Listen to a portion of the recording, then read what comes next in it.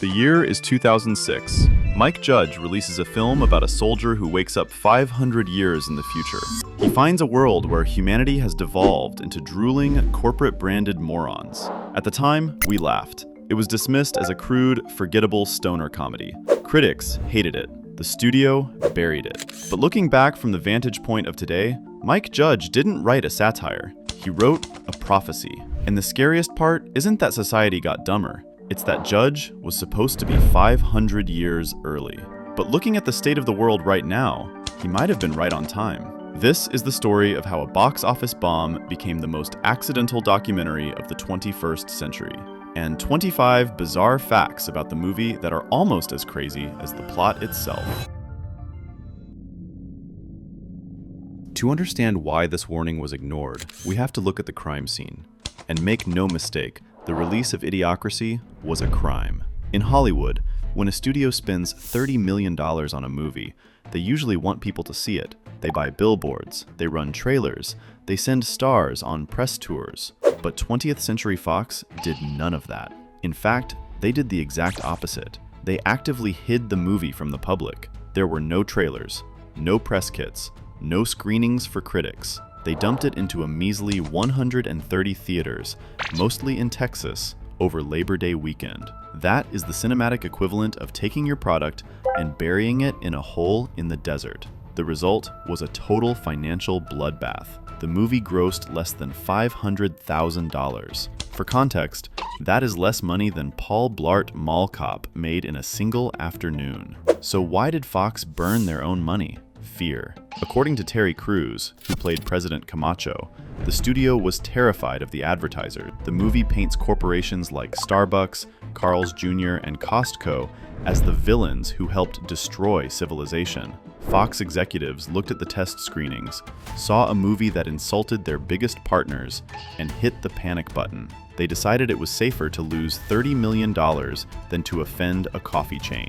They treated Idiocracy like a dirty secret. But you can't bury a prophecy forever, because while the executives were trying to kill the film, the real world was busy catching up to it. But the reason Idiocracy has clawed its way back from the grave isn't because of its production history. It's because of its accuracy.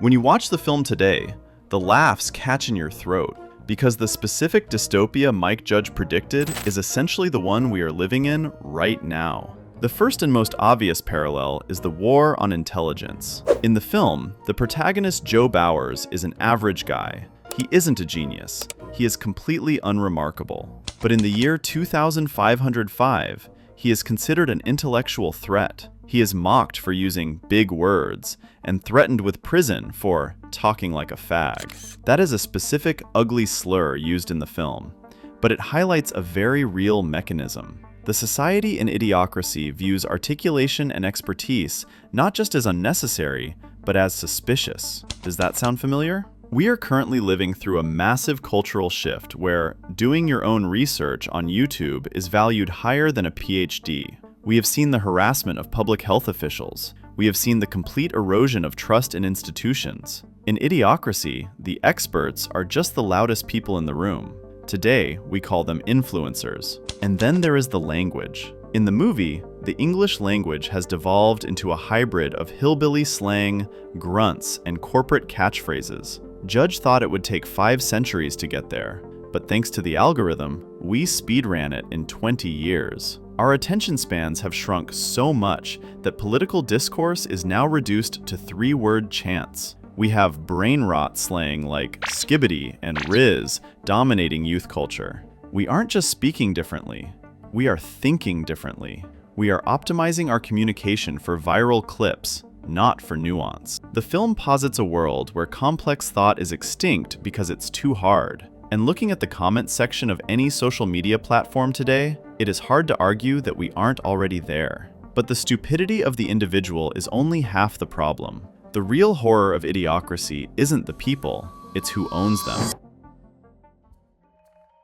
In the year 2505, the government barely exists. The world is run by corporations, and they aren't subtle about it. Costco isn't just a store anymore.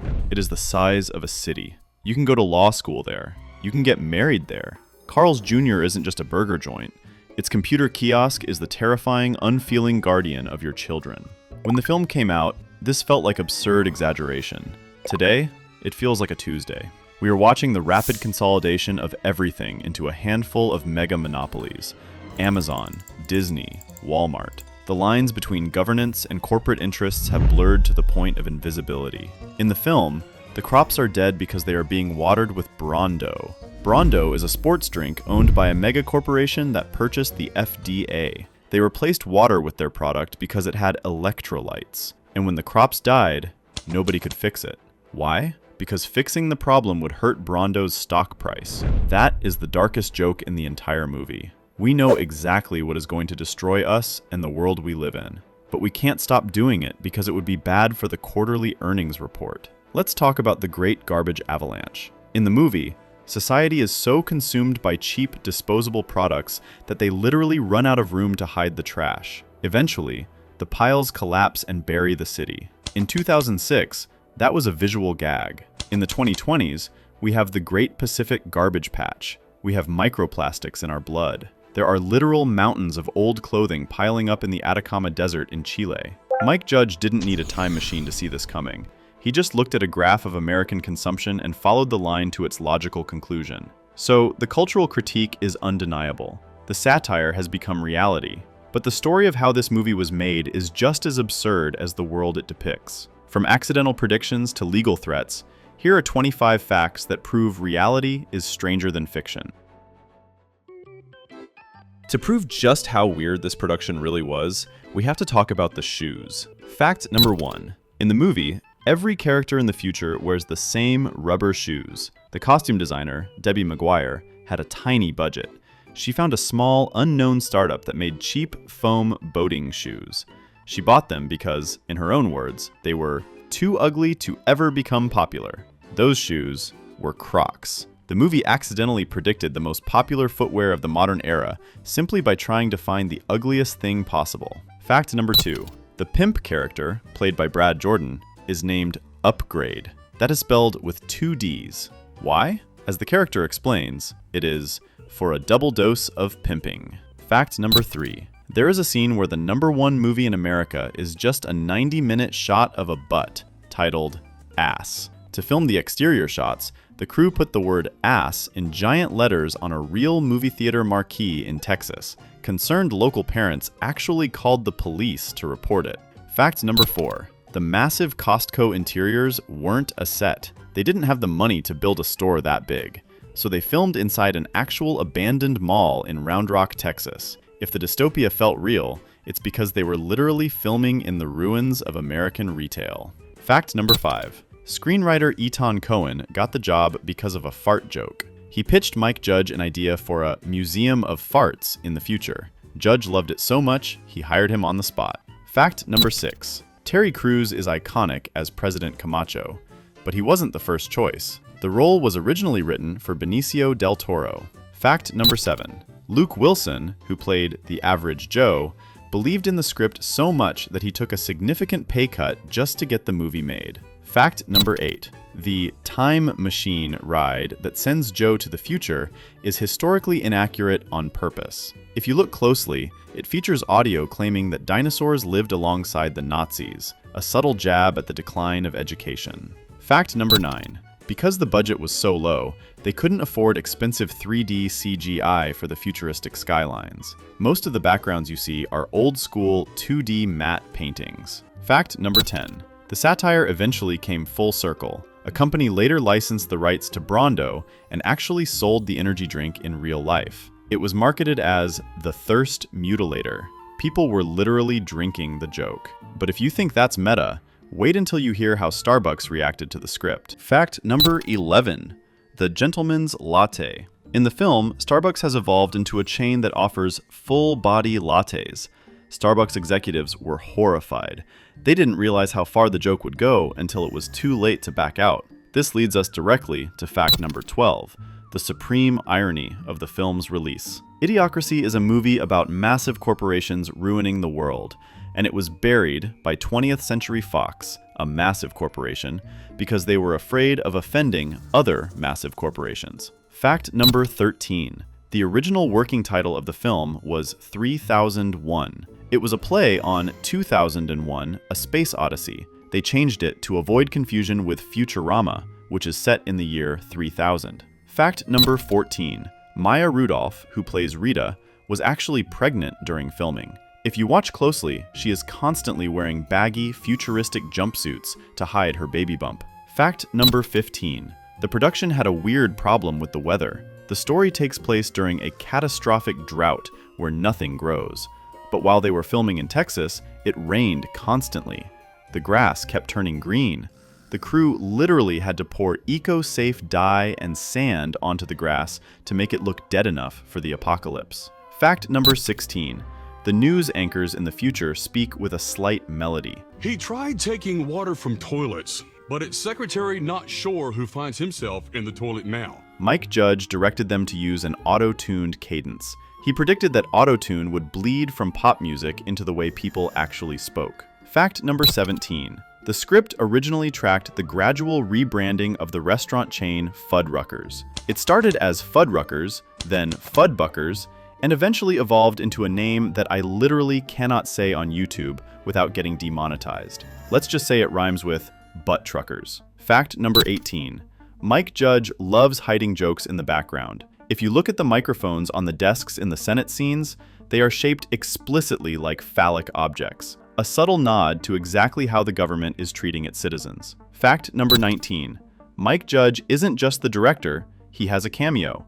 He provides the uncredited voice for Vato, Rico, pendejo. the couch potato lawyer who defends Joe in court. You're my lawyer? Fact number 20. History repeats itself.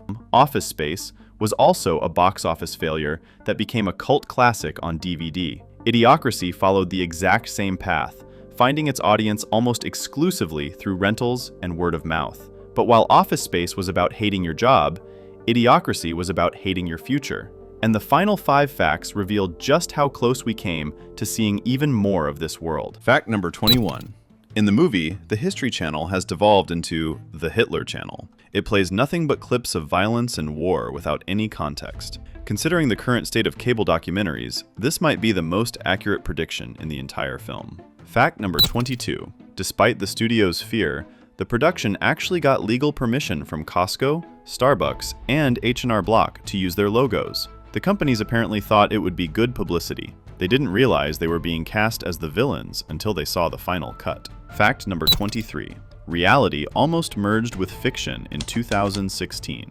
There were serious talks to have Terry Crews reprise his role as President Camacho for a series of anti-Trump campaign ads. They were eventually scrapped, but the fact that a fictional wrestler president felt like a viable political commentator says everything you need to know about the current timeline. Fact number 24. The barcode tattoo. In the film, everyone pays for things by scanning a barcode on their wrist. At the time, this was sci-fi. Today, with the rise of microchip implants and digital ID wallets, it is just another tech trend on the horizon. And finally, fact number 25. The darkest secret of all. There was a deleted backstory that explained why everyone in the future is so dumb. In the theatrical cut, it just happens naturally through evolution. But in an earlier draft, Judge explained that the smart people didn't just die out, they were hunted. The society had become so anti-intellectual that intelligence was treated as a crime punishable by death. Judge cut it because he thought it was too dark for a comedy. But looking at it now, it might have been the most realistic part. So, where does that leave us? 20 years ago, we laughed at Idiocracy because it felt like a distant, impossible nightmare. We laughed because we thought we were smarter than the people on the screen. But today, the laughter is different. It's nervous.